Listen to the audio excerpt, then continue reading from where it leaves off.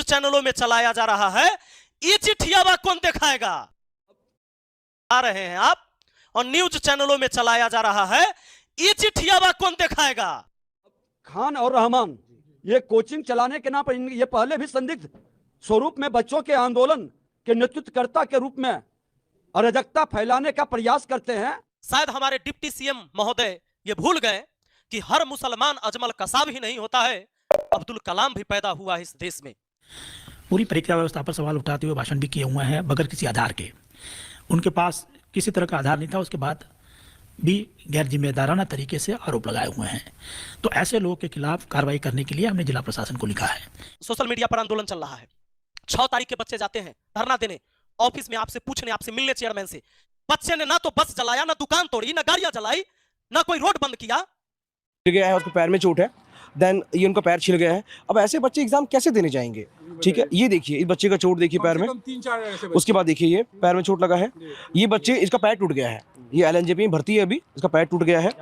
हाँ ये देखिए, ये वहां पहुंच गया, आपने पुलिस प्रशासन लगा दी, बच्चों के ऊपर पिटाई हुई, हड्डियां टूटी, कितने अस्पताल में भर्ती है, एफआईआर हुआ, छात्र नेता को पकड़ के जेल में बंद करवा दिए। इस सब के लिए आपके पास टाइम था, लेकिन दूल्हा ने जो रात में लिखे वो 10 बजे दिन में और 11 बजे दिन में लिखने के लिए टाइम नहीं था कि नॉर्मलाइजेशन नहीं होगा। तस्वीर आप देख रहे हैं, खान से लगातार बच्चों से अपील भी कर रहे हैं कि आप लोग शांतिपूर्ण तरीके से जो है इस आंदोलन में शामिल हुए।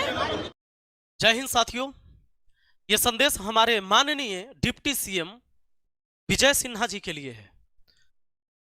आप बिहार के उप मुखिया हैं, मैं तो एक छोटा सा पंचायत का मुखिया हूं, बच्चों को पढ़ाता हूं।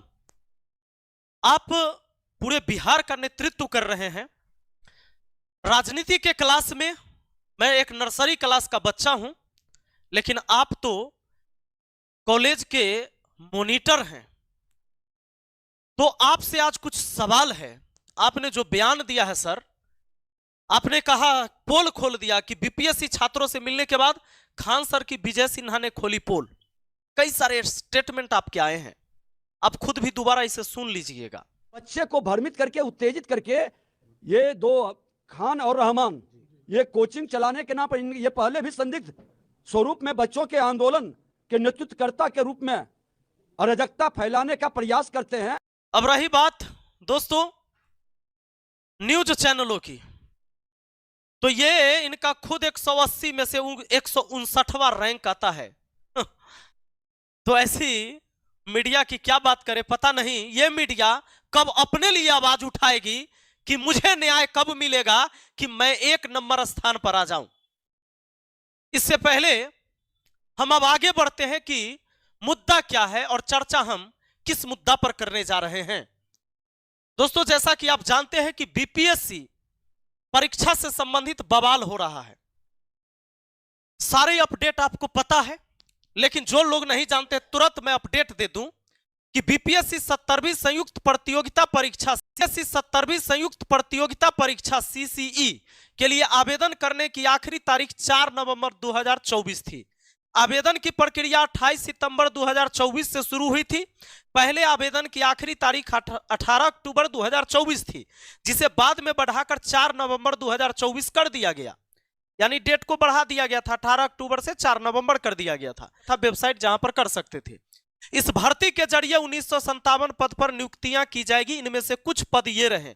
कुछ पद क्या है? अनुमंडल पदाधिकारी, अनुमंडल पदाधिकारी, वरीय उप समाहर्ता, अपर सब कलेक्टर जिसे कहते हैं, पुलिस उपाधीक्षक, सहायक राज्य कर आयुक्त, ग्रामीण विकास पदाधिकारी, राजस्व पदाधिकारी, आपूर्ति निरीक्षक, प्रखंड अनुसूचित जाति एवं अनुसूचित जनजाति कल्याण पदाधिकारी, ब्लॉक अल्पसंख्यक कल्याण अधिकारी। ये सारे बीपीएससी क्वालिफाई करके अधिकारी ही बनते हैं। ये ऐसे अधिकारी होते हैं जो लोगों की सेवा के लिए धरातल पर उतरते हैं और इनका काम ही है आपके पूरे जीवन यापन यही संभालते हैं। यही से अधिकारी बन के जो जाते हैं वही, चाहे ब्लॉक से लेकर आपके जिला तक की कोई समस्या हो, आपके पंचायत और आपके गांव तक की समस्या हो, यही समाधान करते हैं। यानी यहां पर पहुंचने के लिए योग्य व्यक्ति को पहुंचना जरूरी था। लेकिन इस बीच हुआ क्या? यहां पर शुरू हुआ विवाद।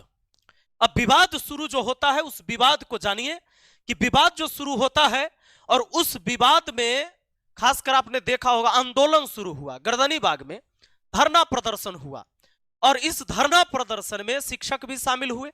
कई सारे आरोप लगाए गए कि नॉर्मलाइजेशन वाली बात है, यह शिक्षकों ने अफवाह फैलाया।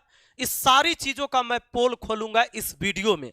यहां तक कि हमारे डिप्टी सीएम साहब बोलते हैं भी संदिग्ध स्वरूप में बच्चों के आंदोलन के नेतृत्वकर्ता के रूप में अराजकता फैलाने का प्रयास करते हैं, यानी हिंसा फैलाने वाले व्यक्ति बता दिया खान और रहमान सर को। शायद हमारे डिप्टी सीएम महोदय ये भूल गए कि हर मुसलमान अजमल कसाब ही नहीं होता है, अब्दुल कलाम भी पैदा हुआ है इस देश में। इस व्यक्ति को अब टीआरपी की जरूरत नहीं है और आज बच्चों के लिए लड़ते लड़ते अस्पताल में एडमिट है, लेकिन अभी भी लड़ाई जारी है। अब आते हैं, आपने पूरी बात सुनी नहीं, समझा नहीं, कुछ लोग गए आपको भ्रामक बातें बताएं और आप इस बात को लेकर किसी के ऊपर ऐसी टिप्पणी कर दिए जिसके ऊपर पूरे देश का विद्यार्थी नाज करता है। तो समस्या आपने जो पीछे बताया कि पीछे भी उन्होंने संदिग्ध रूप से नेतृत्व किया था भीड़ का, वो क्या है आप देख लीजिए। अगर एक बार आप इस वीडियो को देख लेंगे तो आपको लगने लगेगा कि पूरा सिस्टम को समझिएगा तो आपको शर्म आने लगेगा। सर क्या है ईडब्ल्यूएस और एनसीएल सर्टिफिकेट, क्यों रो रहे हैं पुलिस वाले अभ्यर्थी? अभी ना बीपीएससी वाला विवाद शुरू होने से पहले ही 2 दिन पहले यह खत्म हुआ है विवाद, जिसमें आपने बच्चियों को और बच्चों को पुलिस के डंडे से पिटवाया है उस चौराहे पर। नहीं पता है? आइए हम आपको बताते हैं। बिहार पुलिस में 21,391 पद के लिए विज्ञापन जून 2023 में जारी किया गया था। 2023 का है, जरा ध्यान दीजिएगा। 2023 में विज्ञापन जारी किए थे, अभी 24 चल रहा है। इसमें कहा गया इस भर्ती अभियान के लिए लिखित परीक्षा अगस्त 2024 में आयोजित की गई थी। सोचिए जून 2023 में आपकी बहाली आती है और 24 के अगस्त में, यानी कि 14 महीना बाद आप एग्जाम करवाते हैं।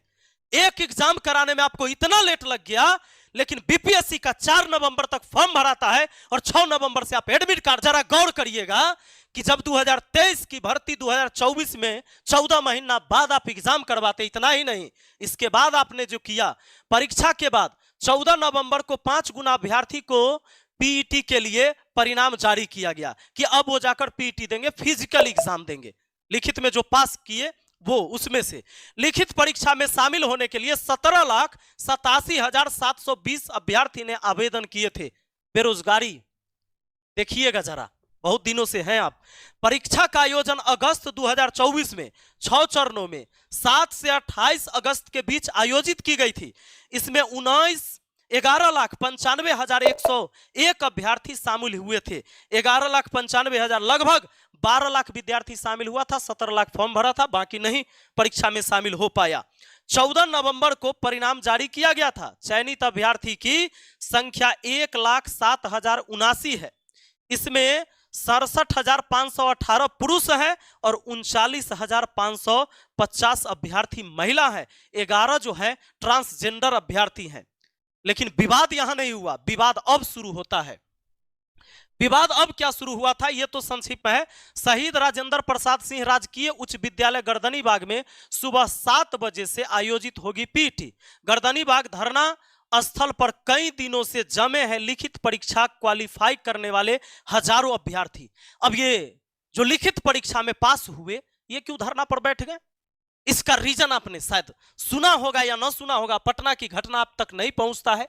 जो बच्चे ईडब्ल्यूएस वाले थे, ईबीसी वाले थे, एनसीएल वाले जो बच्चे थे, जिनको आपने कहा कि फॉर्म भरने से पहले जिसके पास सर्टिफिकेट होगा वो हर जाति के बच्चे हैं, याद रखिएगा। तो जो सर्टिफिकेट परीक्षा मतलब फॉर्म भरने से पहले जिनके पास होगा वही फिजिकल में आ सकते हैं। बाकी अगर आपने लिखित परीक्षा पास कर लिया है तब भी हम आपको आगे के एग्जाम नहीं देने देंगे, यानी पीटी में नहीं शामिल होने देंगे। अब बच्चे परेशान हो गए कि उस समय ऐसा कोई बात नहीं था, और जब ये अब मांग रहे हैं कि भाई उस समय का एनसीएल चाहिए, तब कैसे होगा? ईडब्ल्यूएस सर्टिफिकेट उस टाइम का चाहिए, फॉर्म भरने से 2023 से पहले का चाहिए। ये आरक्षण आप देते हैं आर्थिक स्थिति के आधार पर। तो जरा सोचिएगा डिप्टी सीएम साहब महोदय जी, कि जो बच्चा फॉर्म भरते समय गरीब था और एग्जाम देते देते वो अमीर कैसे हो गया, ये बताइए। अगर उस समय वो गरीब था तो जब तक नौकरी नहीं लगा है तब तक भी वो गरीबे था। ये सोचने वाला विषय है। आप उस समय का सर्टिफिकेट उससे मांग रहे हैं कि भाई तू उस श्रेणी में आता है कि नहीं जिस समय तू फॉर्म भरा। अरे वो फॉर्म भरा था, वो एग्जाम देने जा रहा